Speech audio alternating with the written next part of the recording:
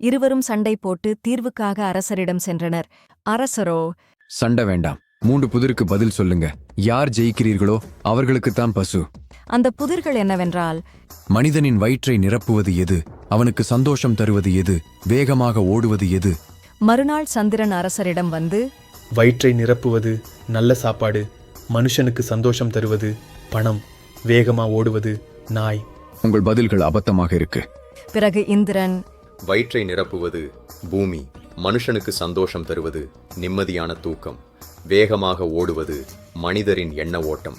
நல்ல பதில். இதை யார் உங்களுக்கு சொல்லிக் கொடுத்தது? என் மகள் துளசி. அரசர் துளசியின் அறிவு கூர்மையை சோதிக்க இந்திரனிடம் 10 வேக வைத்த முட்டைகளை கொடுத்து, இன்னைக்கு ஒரே இரவில் இவற்றை அடைகாத்து கோழியாக்கி அந்த கோழியின் முட்டையை நாளை என்னிடம் எடுத்து வரணும் என்றார். இந்திரன் வீட்டிற்குச் சென்று நடந்தவற்றை துளசியிடம் சொன்னார். துளசி தன் அப்பாவிடம் பானை நிறைய வேக வைத்த துவரை விதைகளைக் கொடுத்து, அரசரை இப்போதே அந்த விதைகளை வயலில் விதைத்து வளர்த்து அறுவடை செய்து என் கோழி குஞ்சுகளுக்கு உணவாக அவற்றை கொடுக்கச் சொல்லுங்கள்.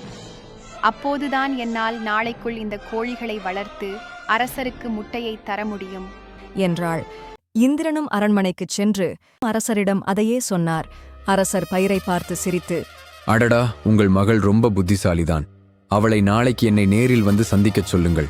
ஆனால் ஒரு நிபந்தனை, அவள் வரும்போது அவள் நடந்தும் வரணும், அமர்ந்தும் வரணும், வெறுங்காலுடனும் வரணும், செருப்பு அணிந்தும் வரணும், எனக்கு பரிசுடனும் வரணும், பரிசின்றியும் வரணும். இது என் கடுமையான உத்தரவு என்றார். இந்திரன் வீட்டிற்குச் சென்று அரசரின் நிபந்தனை பற்றி துளசியிடம் சொன்னார். இரவு முழுவதும் துளசி யோசித்தாள்.